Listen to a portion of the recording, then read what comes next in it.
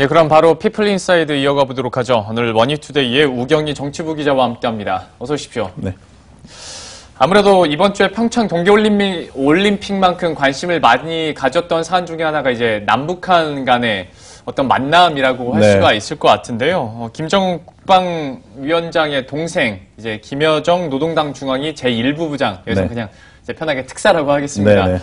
이렇게 만나면서 좀 기대감이 많이 있었잖아요. 한 4번 정도 공식 석상에서 이제 만난 것 같은데, 네, 맞습니다. 1년에 그 스케줄 한번 정리해 주시겠어요? 네, 문재인 대통령이 김여정을 총 이제 4차례에 걸쳐서 만났는데요. 바로 가장 최근에 만난 게 어제 저녁에 이제 북한 예술단 공연이었습니다. 삼지연 관현악단 공연을 함께 관람을 했는데 사흘의 방한 일정 동안에 총 문재인 대통령과 4차례 이제 만났습니다. 김여정이요.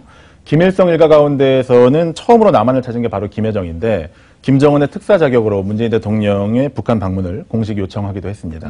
우선 이 김여정 특사는 어떤 인물로 알려져 있습니까? 네, 이른바 이제 백두혈통이라는 건데요. 예, 김일성의 그렇죠. 직계입니다. 그리고 이제 김정일의 딸이고요.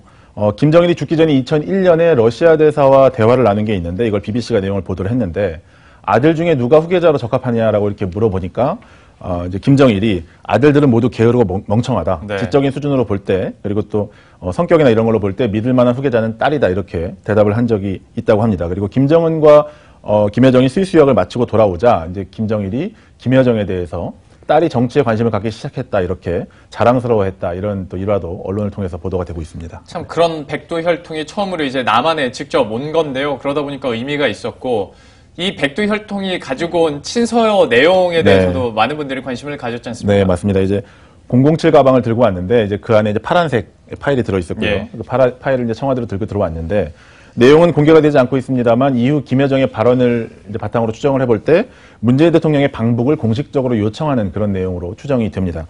김여정은 지난 10일에 청와대 오찬에서 편하신 시간에 북을 방문해달라고 문재인 대통령에게 요청을 했고요.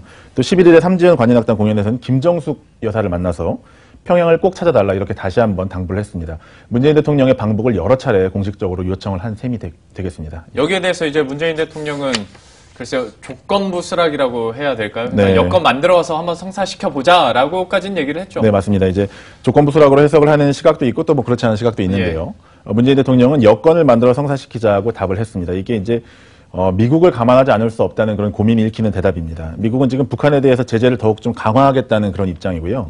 북한이 의도적으로 남북 화해 분위기를 조성해 가면서 이거를 한미 관계를 이간질시키는 데 활용하려는 게 아니냐 이런 해석을 내놓고 있습니다. 또 북한은 그간에 사실 핵 문제에 있어서 남한을 제치고 북미 간에 직접 대화하는 것을 원칙으로 좀 해왔는데 남한에 아무리 이제 북한이 평화적 제스처를 취한다고 해도 그건 결국 이제 미국을 염두에 둘 수밖에 없는 상황이다. 그런 점에서 청와대도 신중한 입장을 취할 수밖에 없을 것으로 보입니다.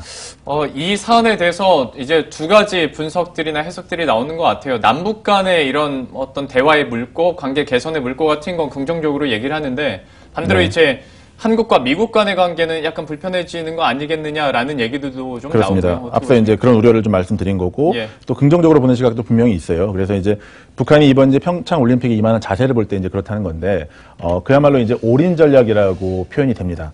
김정은의 동생인 김여정을 직접 파견을 해서 방북을 요청을 했고요. 또 선수단과 예술단을 합쳐서 한 500여 명에 달하는 공연단을 보낸 겁니다. 이게 그러니까 남한 쪽 잔치에 아주 크게 이제 유례 없이 전폭적으로 지원을 한 셈인데 이례적인 장면이 또 있었던 게 이들이 이제 그 개막식 국민의례죠. 국민의례 때 애국가가 나오고 태극기가 올라갈 때 자리에서 일어나서 경의를 표합니다. 이게 이제 남한의 방남한 북한 인사로서는 최초의 일이었다고 해요. 그래서 이제 전향적인 모습을 좀 확인한 대목이다 이런 해석이 나오고요. 또 이에 이어서 방북을 통해서 이제 문재인 대통령이 비핵화 대화에 물꼬를 틀 수가 있다면 그 또한 역시 큰 성과일 수 있다 이런 해석이 나오고 있습니다. 참 그런데 이런 와중에 아마 많은 분들이 포털사이트나 사진 통해서 보셨을 거예요. 가면 논란이 일고 있는데 이게 어떻게 된 겁니까? 근데 가면을 쭉 쓰고 이제 응원하는 그런 모습인데 이 가면이 논란이 됐습니다. 북한 응원단이 쓰고 있는 가면이 김일성의 젊은 시절을 똑 닮았다 이런 주장이 이제 나오는 겁니다. 지금 뭐 화면으로 나오고 있는데요. 사실 좀 닮긴 닮았어요. 옛날 사진을 보면 닮긴 닮았는데. 보수 진영에서는 이걸 다시 이제 평양 올림픽이다. 북한의 입김이 너무 강하게 작용하는 그런 올림픽이다라는 주장을 펼치고 있습니다.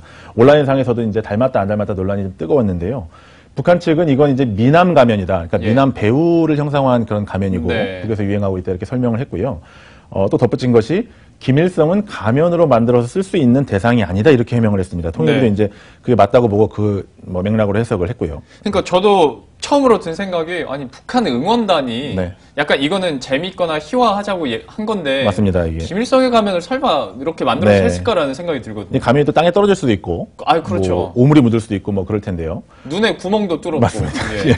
진실은 이제 남한에서는 확인하기가 쉽지 않겠죠. 하지만 이제 앞서 말씀드렸다시피 실제로 좀 많이 담기도 했고요. 하지만 이제 북한을 조금이라도 아는 사람들은 북이 김일성의 얼굴을 가면으로 만들었을 가능성은 거의 없다 이렇게 보고 있습니다. 예. 왜냐하면 이제 말씀하셨다시피 김일성은 북에서는 이제 단순한 정치 지도자가 아니죠. 그 신격화가 이미 완료가 됐고 이미 신이에요. 그렇죠.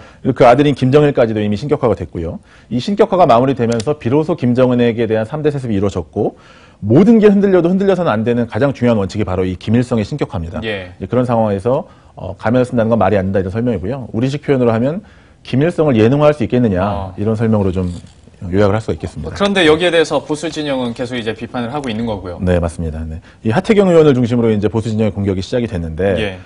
당분간 좀 이어질 것으로 보이기도 합니다. 보고 있자면 좀 답답한 게 10분 양보를 해서 만약에 이제 정말 김일성 가면이었다고 쳐도 이건 전형적인 이제 북한의 화전 양면 전술이거든요. 그러니까 화기애애한 가운데서도 긴장감을 좀 조성하고 툭 던지면서 그리고 또 긴장감을 조성하면서도 화합의 여지를 주고 뭐 이런 전형적인 전략인데 이런 전략은 주도권을 놓친 쪽이 주로 써요. 그러니까 예. 반응하지 않으면 전혀 뭐 흔들 일이 없는 건데 우리 보수가 지금 남남 갈등이니 뭐 이간질이니를 주장을 하면서 정작 이제 남한의 정치권이 알아서 놀아나고 있는 게 아니냐 이런 좀 아쉬움을 지우기가 어렵고요.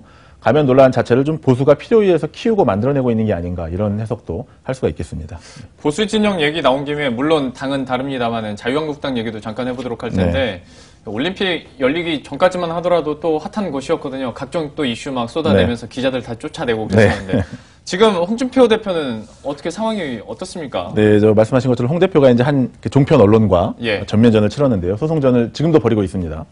이게 사실 여러 가지 해석이 있었긴 했습니다만 그 전에 홍준표 대표에 대한 관심이 많이 줄어든 상황이었어요. 네. 그래서 이제 본인에게 소멸돼가는 본인의 관심의 불씨를 좀 이걸로 다시 한번 불을 붙이려고 한 게 아니냐 이런 해석도 나왔고요. 또 올림픽에 치이면서 그런데 다시 또 관심이 꺾이는 분위기가 좀 애처로운데 홍 대표의 이런 이른바 어그로 정치랄까요? 예. 관심을 끄는 그런 정치가 이제 효력을 다했다는 해석이 나오고 있습니다. 근데 이제 본인은 계속해서 여기에 매달리고 있는데 좀 안타까운 마음을 좀 금하기 어렵습니다. 또 지방선거 코앞에 두고 지금 한국당은 지지율 반등의 계기를 찾지 못하고 있어요. 그래서 좀 그 또한 좀 아쉬운 상황인데 기회가 되면 다음에 보다 자세하게 좀 설명을 해드리도록 하겠습니다. 혹시 하나만 추가로 현재 뭐 올림픽 진행이 되면서 남북 관계가 급속하게 그래도 개선이 되고 있지 않습니까? 네. 보수 진영에서는 분위기가 어떻습니까? 일단 환영하지 않을 수는 없는 분위기인데요. 예. 반대로 사실 올림픽에 대한 환영 여론이 일어나는 것과 반대급부적으로 올림픽에 대한 반대 여론도 사실 뭐 있는 게 사실이고요. 네. 보수 진영은 사실 그쪽의 지지를 좀 틈타면서 어떤 반등의 계기를 모색하고 있다. 이렇게 보면 적합하겠습니다. 보수 입장에서는 약간 좀 애매할 수 있을 것 같아요. 남북 간의 관계가 좋아지는데 이거를 환영하기도 환영하지 않기도 좀 애매한 상황이긴 한데 또 어떻게 돼가는지 지방선거 다가오니까요. 또 상황들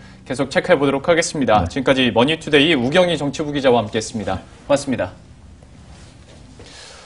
예, 저희가 준비한 소식도 여기까지입니다. 저희가 보내드린 사안을 통해서 이슈들 보는 시각들을 좀 새롭게 하셨으면 하는 바람이고요. 저희들은 내일 이 시간에 또 핫한 이슈들 들고 다시 찾아뵙도록 하겠습니다. 시청해주신 여러분 고맙습니다.